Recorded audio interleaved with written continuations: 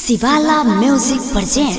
बोलिए शंकर भगवान की।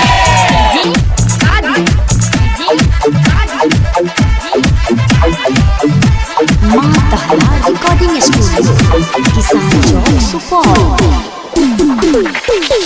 पापा दिन तनी हमारो पे ध्यान कि चलब हम बाबा के धाम गो कि महिमा उनके महान हे मम्मी दिन तनी हमारो पे ध्यान कि चलब हम बाबा के धाम गो कि महिमा सबसे महान पापा दिन तनी हमारो पे ध्यान कि चलब हम बाबा के धाम हो कि महिमा सबसे महान। बोला बोला डमरू वाले बाबा की।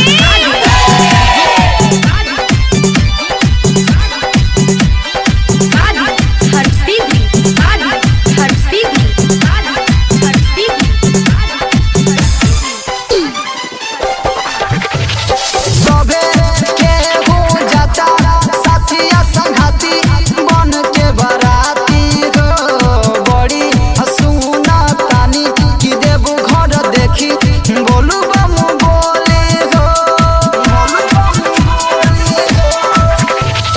सबे केहू जाता साथिया संघाती बन के बराती हो बड़ी हसूना तानी कि देबू घर देखी बोलू बम बोली हो जियरा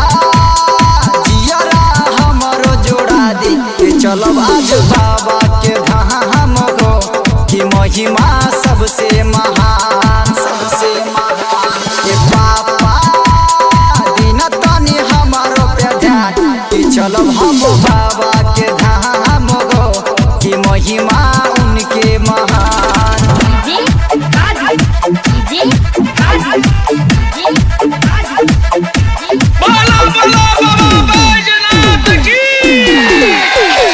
गंगा हम नहाइब जियारा जुराइब काबर उठाइब गो सावन के हम महीना न करो तो घुमाना साथे प्रकाश कोसिया हो गंगा हम नहाइब जियारा जुराइब काबर उठाइब गो सावन के हम महीना न करो तो घुमाना गावे प्रकाश कोसिया हो साथे शिवाला बम बाड़े कि महिमा सबसे महान हो कि जाइब हम बाबा के धाम